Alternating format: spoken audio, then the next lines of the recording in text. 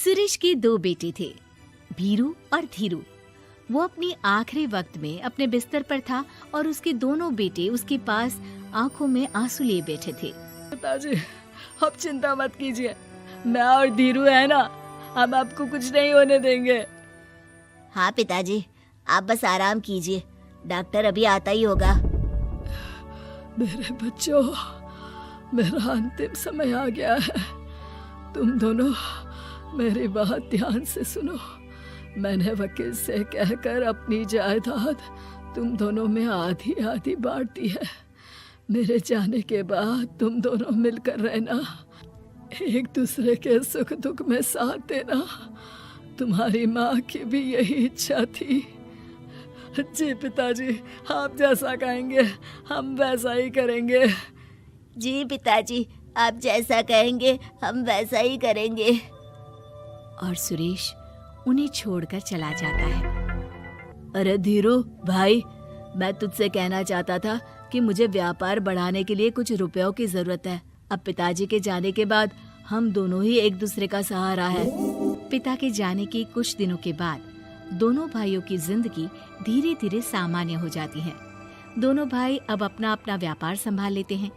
दोनों एक ही घर में तो रहते हैं, लेकिन अब उनके रिश्ते में पहले जैसी बात नहीं रहती।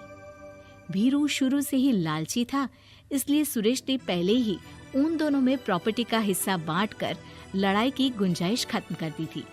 लेकिन पिताजी के जाने के बाद भीरू का लालच बढ़ने लगा। हाँ हाँ भैया, आप बताइए कि मैं आपकी किस तरह से मदद कर सकता हूँ। मुझसे जो बन पड़ेगा मैं करूँगा। अच्छा तो भाई, तू ना मुझे अपनी गाय दे दे। वैसे भी तू पढ़ा लिखा मॉडर्न लड़का है, भला तू गाय का करेगा क्या? लेकिन इससे मेरी ना बहुत मदद हो जाएगी।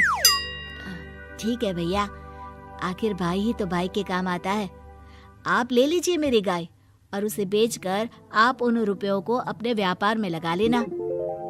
बस फिर क्या था, भीरू अपने लालच की वजह से आए दिन धीरू से किसी न किसी बहाने पैसे या कीमती सामान ऐंठता रहता और बेचारा सीधा सादा धीरू उसकी मदद कर दिया करता। इसी तरह 2 साल बीत जाते हैं और दोनों भाई शादी कर लेते हैं। शादी होने के साथ ही अपनी बीवी के कहने पर भीरू अपना हिस्सा अलग कर लेता है।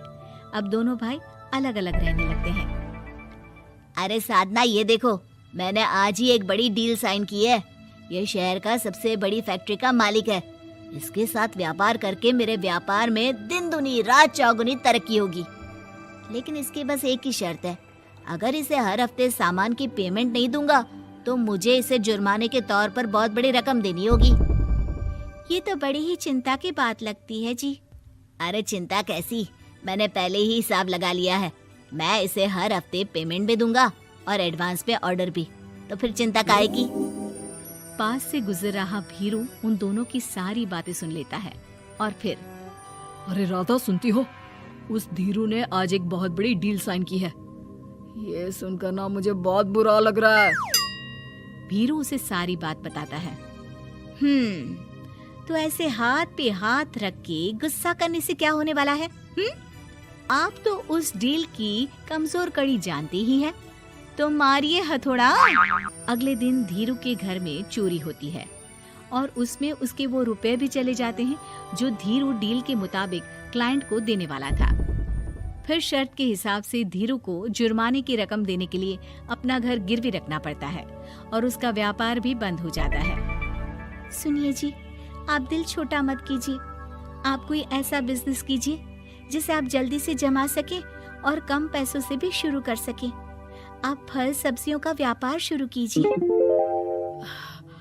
तुम ठीक कहती हो, मैं कल से ही मंडी जाकर सब जानकारी लेकर आता हूँ। उधर भीरू और राधा धीरू की बर्बादी की खुशियां मनाने में लग जाते हैं और इधर धीरू खूब मेहनत करके फिर से अपनी आर्थिक हालात पटरी पर ले आता है। लेकिन फिर एक दिन, अजी सुनती हो, तुम यहाँ पर उसके बर्बाद होने की गलतफहमी में खुश हुए जा रहे थे और तुम्हारे भाई का फल सब्जियों का व्यापार बड़ा अच्छा चल निकला है। मैं अभी बाजार में उसकी दुकान देख कर आ रही हूँ। अरे भीड़ लगी हुई थी वहाँ तो फिर जल्दी से अपने खुराफाती दिमाग से कोई आइडिया निकालो इस मुसीबत का। आइडिया तो बहुत अच्छा है मेरे दिमाग में। अपने भाई से कह के इसके गोदाम में चूहे डलवा दूंगी, फिर देखना नजारा। राधा की चालाकी से धीरू का ये काम भी ठप हो जाता है। अब धीरू और उसकी पत्नी के लिए उधार पर जीने के अलावा कुछ नहीं बचा था।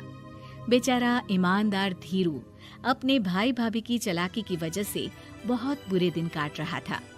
मैं तो बिल्कुल बर्बाद हो गया साधना।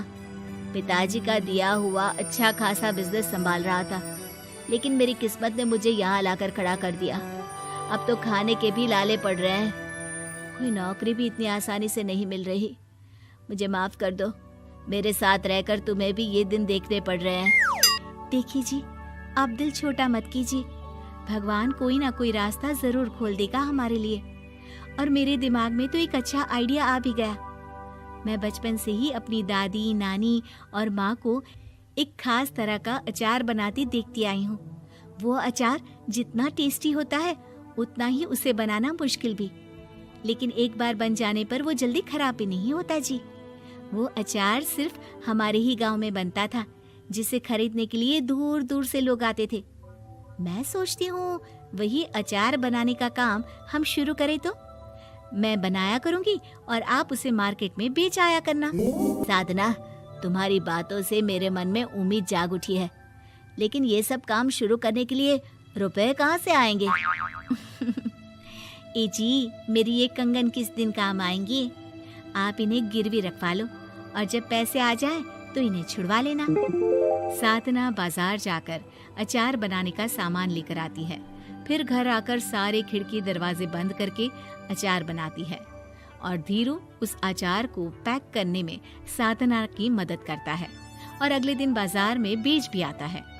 शुरू में सिर्फ 10 बोतल अचार ही बन पाता है, लेकिन उसे बेचकर हुए मुनाफे से अचार की बोतलें 10 से 50 और फिर 1000 और 10,000 हो जाती है। अब धीरू को अपने काम में मदद के लिए कुछ लोगों को भी काम पे रखना पड़ता है, लेकिन अचार अब भी साधना ही बनाती है और अपनी रेसिपी का सीक्रेट बनाए रखती है। अब देखते ही देखते धीरू साधना ब्रांड अचार आसपास के कई शहरों में मशहूर हो जाता है और धीरू के दिन एक बार फिर बदलते हैं। धीरू के पास अब भीरू से दुगना बड़ा घर, गाड़ी, धन, अचार की कई फैक्ट्रीज और नौकर चाकर होते हैं। धीरू की इतनी तरक्की देखकर भीरू और राधा बुरी तरह से जल भुन जाते हैं, लेकिन अब उनके खिलाफ उनकी कोई चाल कामयाब नहीं होती। सुनिए जी, मैं ना कहती थी कि आप हिम्मत रखिए, एक दिन भगवान हमारे रास्ते जरूर खोल देगा। और देखिए जी, आज हम कहाँ से कहाँ आ गए। ये सब तुम्हारे फौलाद जैसे मजबूत मन की वजह से हो पाया है साधना, वरना एक समय मैं तो हिम्मत ही हार चुका था। तुमने न सिर्फ मेरा हौसला बढ़ाया बल्कि बिजनेस में मेरा साथ भी दिया। जहाँ एक तरफ धीरू और साधना अपनी मेहनत और हौसले से बहुत तरक्की कर चुके थे, वहीं दूसरी तरफ भीरू और राधा के लालच और धोखेबाजी की वजह से वो इनकम टैक्स वालों की नजरों में आ चुके थे। भीरू के एक घर पर इनकम टैक्स वालों का छापा पड़ता है और भीरू को काला धन जमा करने के आरोप में जेल जाना पड़ता है।